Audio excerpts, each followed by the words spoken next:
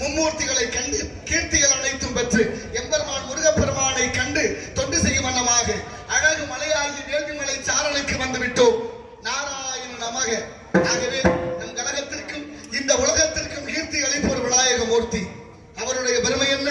5 கரத்தினை, ஆணி முகத்தினை, இந்தி நிலம்பரை போடு வயிற்றினை, நந்தி மகண்டனை, ஞான கொழுந்தனை புந்தியில் வைத்தடி போற்றுகின்றோம். மூசிக வாகன மோதகஸ்த சாமரகர்ண விளம்பித சூத்திர வாமனர்வ மகேந்திர புத்திர விக்ன விநாயக பாத நமஸ்தே. திகட சக்கர சமூகம் ஐந்தலான் சகட சக்கர தாமரை நாயகன் அகட சக்கர விண்மணி யாவரை விகட சக்கர மெய்ப்பதம் போற்றுவோம் என்றெல்லாம் போற்றக்கூடிய பாலும் தெளிதேனும் பாகும் மறுப்பு இவை நாளும் கலந்துரைக்கு நான் தருவேன். கோலம் செய் துங்க கரிமுகத்து தூமணியே நீ எனக்கு சங்கத்தமிழ் 3 தான் என்ற வகையிலே அவரை வணங்க வேண்டும். அற்புத கீர்த்தி வேண்டின், ஆனந்த வாழ்க்கை வேண்டின், நற்பொருள் குவிதல் வேண்டின், நலமலாம் பெருக வேண்டின், கற்பக மூர்த்தி தெய்வ களஞ்சியத்து இருக்கை சென்று பொற்பதம் அணிந்து பாரில் பொய்யில்லை கண்ட உண்மை என்றார் சிறுகுடல். ஆகினாலே விநாயகனை பணிந்து பிறகு பணியை தொடர்வோம்.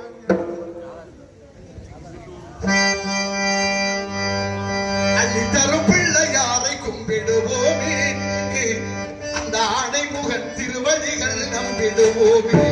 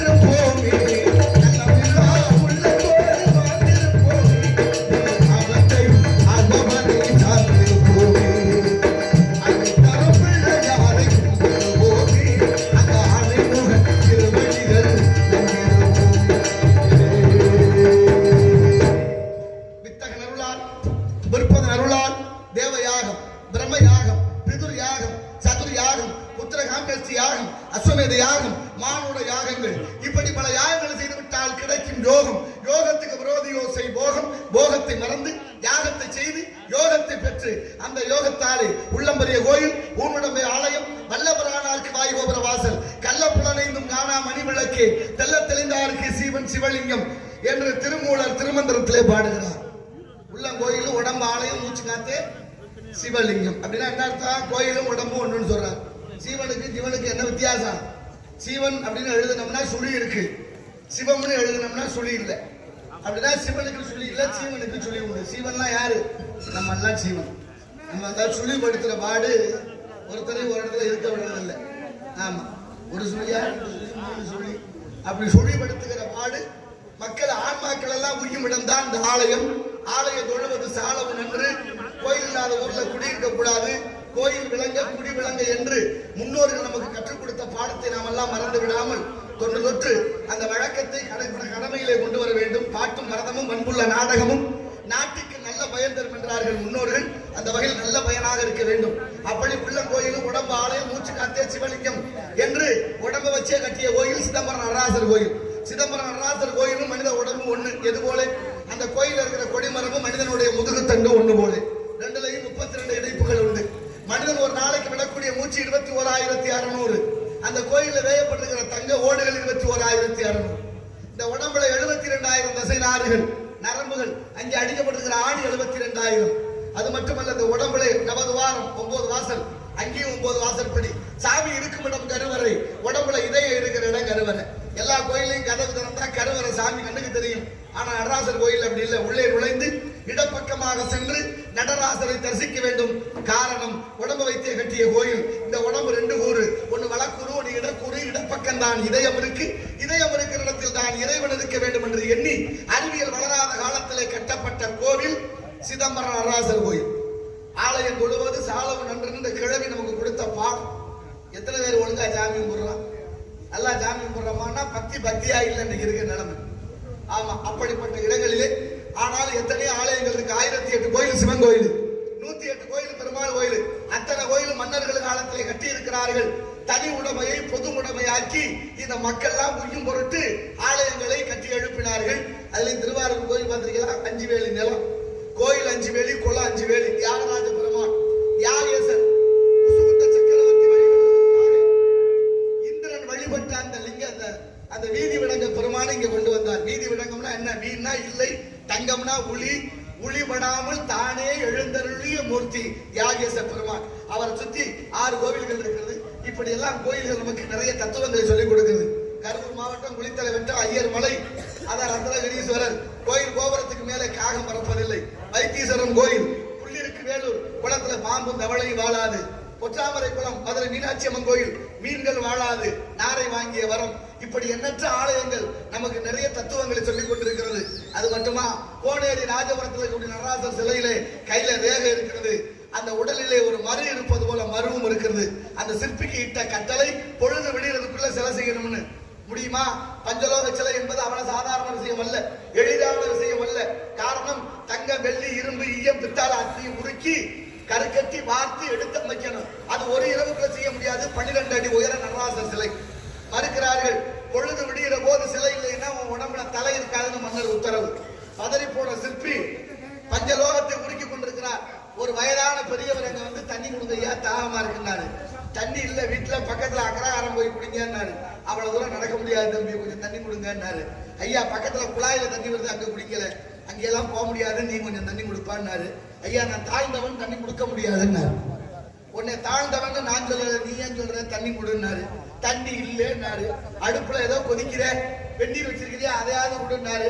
இல்லையா, நடராசர் சிலை செய்யறதுக்கு பஞ்ச உலோகங்களை உருக்கிட்டு இருக்கிறான், அதை எடுத்து குடிக்க முடியாது. பரவாயில்ல, ஏதோ ஒண்ணு குடிக்கிறேன்னு எடுத்து குடிச்சு மறைஞ்ச உருவம் தான் இன்று இருக்கும் கோனேரி ராஜபுரத்தினுடைய நடராசர் சிலை. இப்படி நிறைய அதிசயங்கள் நம்ம நாட்டுக்குள்ள நிறைய இருக்கு. தஞ்சாவூர் மாவட்டம் கோயில் வெண்ணி அப்படிங்கிற ஊர்ல ஒரு ஈசன் சிவபெருமான் கரும்பீஸ்வரன் பேர் அவருக்கு. கருவறைக்குள்ள ஒரு மூட சர்க்கரையை கொட்டி வச்சாலும் எறும்பு தீண்டுவதில்லை. அதுல இருந்து ஒரு கைப்பிடி அள்ளி கோபுரத்துக்கு வெளியில போட்டாச்சுன்னா உடனே எறும்பு வருகிறதா. இந்த அதிசயம், இந்த ஆச்சரியம் இந்த நாட்டில் நடந்துகிட்டே இருக்கு. பக்கத்துல தான் புதுக்கோட்டை மாவட்டம் பொன்னமராதி தாலுகா வேந்தன்பட்டி நெய் நந்தீஸ்வரர் நந்திக்கு அபிஷேகம் செய்யக்கூடிய நெய்யில இன்றும் ஈ வருவதில்லை, எறும்பு வருவதில்லை. மீதம் இருக்கும் நெய்யை பக்கத்தில் இருக்கிற கிணற்றில ஊற்றுகிறார்கள், அதிலும் ஈ வருவதில்லை, எறும்பு வருவதில்லை. ஆந்திராவுல பங்கனப்பள்ளின்னு ஒரு இடம், பானக நரசிம்மர்னு பேரு. கோயில்ல 24 மணி நேரம் பானகம் கரைச்சிக்கிட்டே இருக்கிறாங்க. கரைக்கிற இடத்துல எறும்பு இல்லை, ஈ இல்லை. சற்று தள்ளி வேற இடத்துல வச்சா உடனே ஈ வந்துடும், எறும்பு. சரி, ஒரு அண்டா கரைச்சாலும் நரசிம்மர் அவ்வளவு சாப்பிடுறாருன்னு பார்த்தா இல்ல, அரை அண்டா தான் வாய்க்குள்ள போமா, மீதி போகாதான். சரி, அண்டாவுல கொடுத்ததான் போகலையே, குவளையில ஊத்துவோம். குவளையில ஊத்துனா அது அரை குவளை தான் உள்ளே போகும், மீது வெளியில வந்து விடும். இந்த ஆச்சரியத்திற்கெல்லாம் பகுத்தறிவாளர்களுடைய பதில் என்ன இருக்கிறது? எவ்வளவு உயர்ந்த சிந்தனையோடு ஆலயங்களை தொழுது நமக்காக கட்டி வைத்தார்கள். தென்காசி குற்றாலம் காசி விஸ்வநாதர் கோயில் கோபுரத்துக்குள்ள கால வச்சோடனே காத்து நம்மளை வெளியில தள்ளும், மீறி போனா காற்று நம்மை உள்ளே தள்ளும். அப்படி ஒரு சுழற்சி அந்த இடத்துல இருக்கு. 1800களிலே பாண்டிய மன்னர்களால் கட்டப்பட்டது. சாதாரண விஷயம் உள்ள ஆரியங்காவு கணவாய் வழியாக புதியமலை சாறு வழியாக வந்த காற்றை தடுத்து நிறுத்தி அமைத்திருக்கிறார்கள். என்ன ஒரு ஆச்சரியம்! ஆக இயற்கையவே மாற்றி அமைக்கும் வல்லமையும் திறனும் அறிவும் தமிழனுக்கு இருந்ததென்றால் இதைவிட என்ன சான்று சொல்ல? எத்தனை கோயில்கள், அத்தனை கோயிலும் மன்னர்களாலே எழுப்பியிருக்கிறார்கள். அத்தனையும் நம்ம எல்லாம் உய்வதற்காக. சிவன் கோயில்னா என்ன இருக்கணும்? சிவலிங்கம் இருக்கணும், நந்தி இருக்கணும், கொடிமரம் இருக்கணும், எல்லாமே இருந்தா தான் சிவன் கோயில். எதுவுமே இல்லாம ஒரு சிவன் கோயில் இருக்கு. 1008 கோயில், அதுவும் ஒரு கோயில். பாண்டிய நாட்டிலே மாணிக்க வாசகர் பிறந்தார, திருவாதூர் அடிகள். அந்த மாணிக்க வாசகரால் குதிரை வாங்க போய் கட்டப்பட்ட திருப்பரந்துறை என்ற என் ஊருக்கு அருகில் உள்ள ஆவுடையார் கோவில். அங்கதான் சிவலிங்கம் இல்ல, நந்தி இல்ல, கொடிமரம் இல்ல, பாகற்காயும் அகத்திக்கரையும் படைக்கப்படுகிறது. அப்பேற்பட்ட சுவாமியினுடைய பேர் ஆத்மநாத சுவாமி. அம்பாளுக்கோ யோகாம்பாள். திருவாசகம் என்னும் தேன் பிறந்த ஊர். அப்பேற்பட்ட திருவாசகம் பிறந்த ஊர். திருவாசகத்துக்கு உருகார், ஒரு வாசகத்துக்கு உருக மாட்டார். நாகர்கோயில இருந்து கேரளா போற வழியில கேரளபுரம்னு ஒரு ஊர். அந்த ஊர்ல ஒரு அரச மரம், அதுல 4 பிள்ளையார். அதுல ஒரு பிள்ளையார் மட்டும் சரியா 6 மாதத்துக்கு கருப்பும் 6 மாதம் வெண்மையாகவும் மாறும், வெள்ளையும் கருப்புமாகும். 6 மாதம் பிள்ளையார் கருப்பா இருக்கும் போது அரச மரத்துல கரும்பச்ச, 6 மாதம் பிள்ளையார் வெள்ளையா மாறும் போது அரச மரத்துல வெளிர் பச்ச. பக்கத்துல கூட தண்ணீரும் அது போல நிறை மாறிக்கொண்டிருக்கிறதாம். என்ன சிந்தனையோடு இந்த இயற்கை பிரபஞ்சம் நமக்கு அளித்திருக்கும் நற்கொடை. அதனால இயற்கையோடு சார்ந்து வாழ வேண்டும். பஞ்சபூதமும் நமக்கு மிகப்பெரிய வரம். அதனாலதான் நீர், நிலம், காற்று, ஆகாயம் என்று சொல்லக்கூடிய பஞ்சபூதத்தை வணங்கி வாழ்ந்தான் மனிதன். இன்னைக்கு பஞ்சபூதத்தை மீறினதனுடைய விளைவு விடிய காலம் 1 மணில இருந்து 3 மணிக்குள்ள அழிச்சே குடிச்சு வயநாட்டை. தயவு செய்து இயற்கையை சார்ந்து வாழ்வோம். இயற்கை நம்மை வாழ வைக்கும். இந்த இடத்தின் சிறப்பை பார்க்கின்ற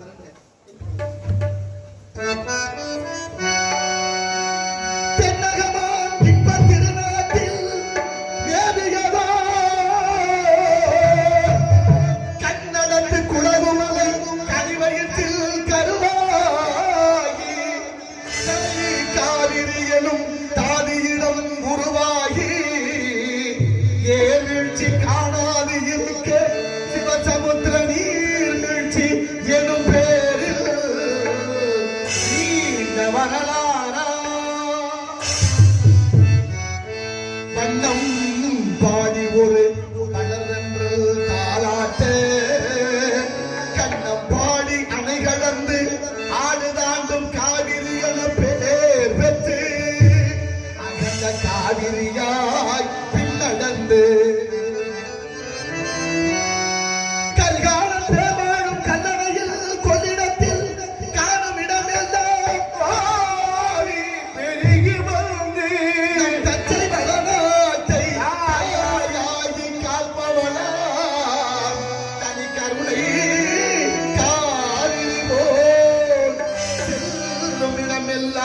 சீர்திருத்தி பேர் பெருக்கி கண்ணும் கனியாகும் கருணையால் எல்லோர்க்கும் பிள்ளையனாலும் பேச வந்த கண்மணியே எங்கள் வாழ்வேன் இதயக்கணி, எங்கள் இதயக்கணி. கோட்டையூர் மக்கள் எல்லாம் என்றும் நம் இதயக்கணி.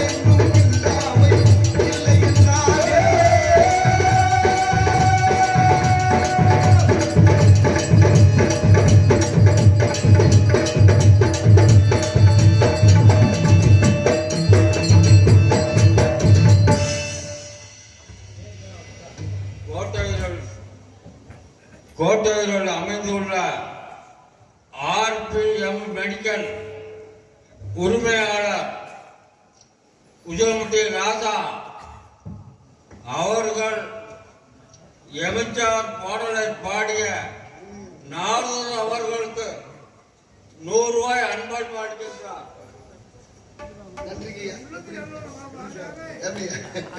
அன்பளிப்பு வழங்கிய மருந்தகத்தினுடைய உரிமையாளர் அவர்களுக்கு நன்றி. உளமார்ந்த வணக்கம்.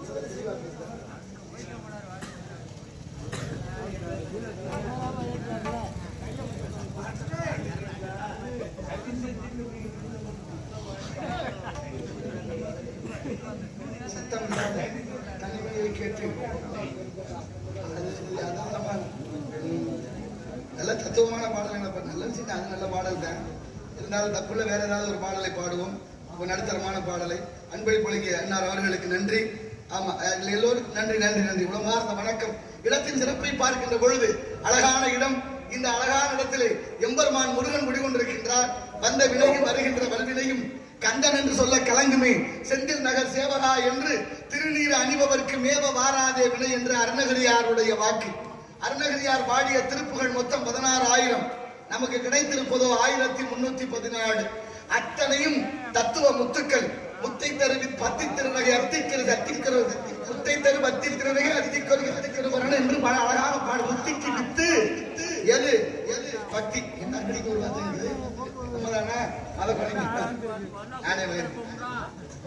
அப்படி முத்தை தரு பத்தி திருநகை அத்திக்கிற சத்தி சரவண முத்திக்கொரு வித்து குருபரன் என போதும்.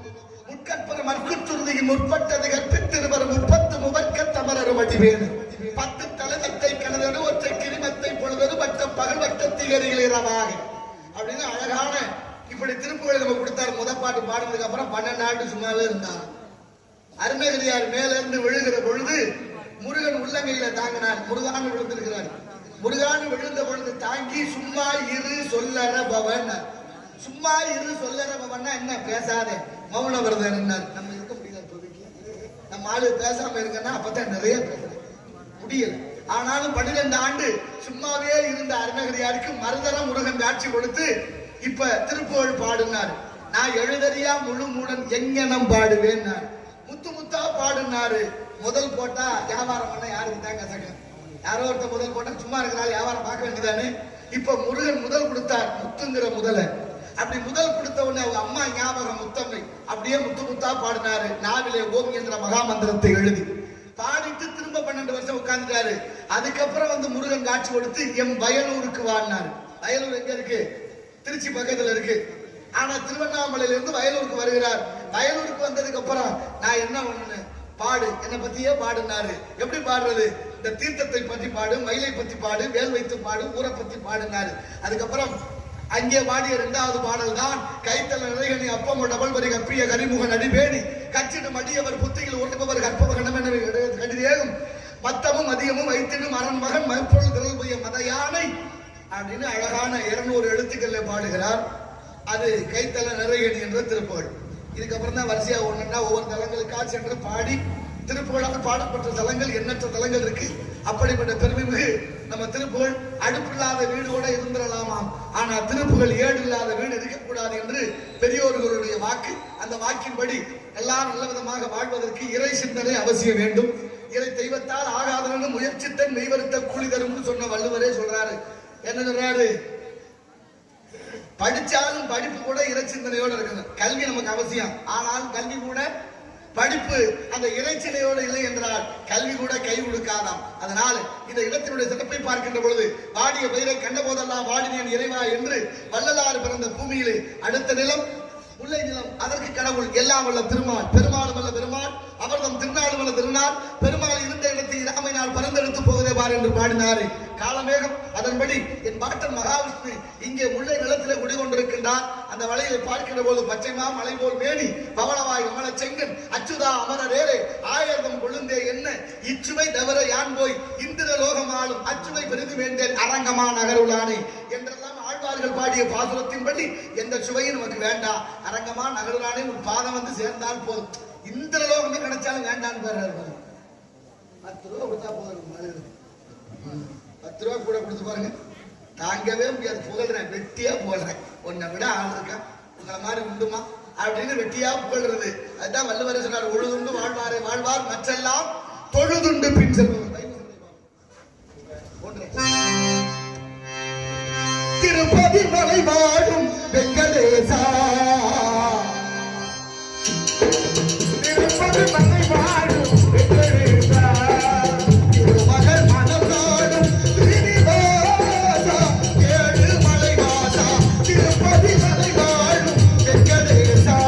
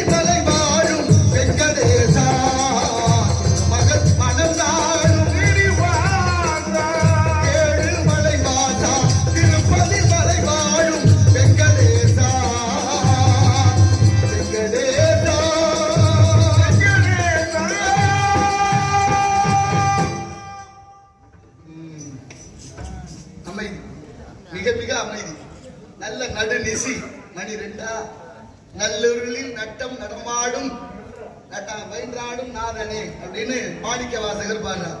வள்ளலாறு பயிர் வாடினால் கூட உயிர் வாடியதாக கருதிய மகான். இன்னைக்கு கேரளா வயநாடு அப்படியே நிலச்சரிவு ஏற்பட்டு 100, 150, 200 பேருக்கு மேல வெளியாயிருக்காங்க. அடுத்த எச்சரிக்கை எங்க கொடுத்திருக்காங்க தெரியுமா? நீலகிரிக்கு கொடுத்திருக்காங்க. நீலகிரினா எது? ஊட்டி. மலைகளில் ராணி என்று அழைக்கப்படும் ஊட்டி மாநகராட்சிக்கு அறிவிக்கப்பட்டிருக்கு அடுத்த பாதிப்பு இங்கே ஏற்படும். எச்சரிக்கையோடு இருந்து முன்னெச்சரிக்கையோடு அது நடக்காம இருக்க இறைவனை வேண்டுவோம். எல்லாரும் நல்லா இருக்கணும். எல்லாரும் இன்புற்றிருப்பது எல்லாமல் வேறொன்று அதிகன் பராபரமே என்று பாடியது போல நாமளும் எல்லாரும் இயற்கையை வணங்குவோம். அப்படி வள்ளலாறு பயிர் வாடினால் கூட உயிர் வாடியதாக கருதிய மகான். ஒரு நாள் திண்ணையில படுத்து கிடக்கிறாரு. ஒரு களவாணி போய் உட்கார்ந்து மெதுவா காதுல இருந்த கழுக்கனை கழட்டிட்டேன். காதுல 2 கடுக்கன் இருந்திருக்கு. அந்த கடுக்கனை மெதுவா கழட்டிட்டே இருந்திருக்கிறேன். வள்ளலார் முழிச்சுக்கிட்டாரு. முழிச்சவர் எந்திரிக்கல. சரி ஏதோ இல்லாத வெளியவன் போயிட்டு போறான்னு கலட்டிட்டு போட்டுமேனு படுத்திருந்திருக்காரு. கொஞ்ச நேரத்துல அவருக்கு சந்தேகம் வந்துருச்சு. ஒத்த கடுக்கனை கொண்டு விற்க போனா வாங்குறவர் கேட்பாரு இன்னொரு கடுக்க எங்கேயான்னு. இவன் ஏதாவது உளர்னா திருடணும்னு மாட்டிக்கிறவானே பாவம். போயிட்டு போறேன் கொடுக்கறது ரெண்டையும் கொடுத்துருவோமேனு தூக்கத்துல புரண்டு படுக்கிற மாதிரியே வள்ளலார் புரண்டு படுத்தாராம். திருட வந்தவனுக்கு புத்தி வந்துருச்சு. உட்கார்ந்து அழுக ஆரம்பிச்சுட்டேன். வள்ளலார் எந்திரிச்சு யாருப்பா நீங்க உட்கார்ந்து அழுகிறிய என்னன்னு கேட்கிறாரு.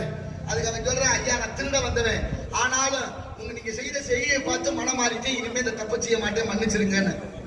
உடனே வள்ளலார் சொல்றாரு, நான் மன்னிக்க முடியாது தம்பி, நீ தான் என்ன மன்னிக்கணும், நான் தான் உன்னை கையெடுத்து கும்பிடணும்னாரு. பதறி போனான் திருடன். ஐயா நான் எப்படி உங்களை மன்னிக்க முடியும்? இல்ல இவ்வளவு நாளா அந்த கடுக்கை என் காதுல இருந்துச்சு, எனக்கு தேவையோ என்று எண்ணி இருந்து விட்டேன். இப்பதான் புரியுது, இதுவும் உனக்கு உதவாது என்று உணர்த்த வந்த கடவுளப்பா நீ, உன்னை நான் கும்பிடுறேன், என்ன நீ மன்னிச்சிருந்தாரா? மனசு யாருக்காவது வருமா?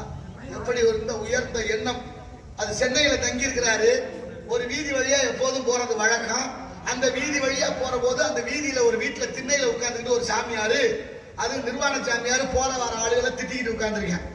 நாய் போகுது, நரி போகுது, பன்றி போகுது, கழுதை போகுது, மாடு போகுது, இப்படியே அடமொழி சொல்லி கேட்டுருக்கிறேன். இப்ப சீடர்கள் ஐயா அந்த பாதையில போக வேண்டாம், வேற பாதையில போவோமேன்னு சொன்னாங்களாம். அதுக்கு ஐயா சொல்றாரு, அப்படிலாம் மாத்தக்கூடாது, நம்ம எப்போதும் போற பாதையிலே போவோம். அது மாதிரி வள்ளலார் அந்த பாதையில போறாரு. வள்ளலார் அந்த சாமியார் இருக்கிறத கடந்தோன்னு அவர் சொன்னாரா, இதோ மனிதர் போகிறார் என்று.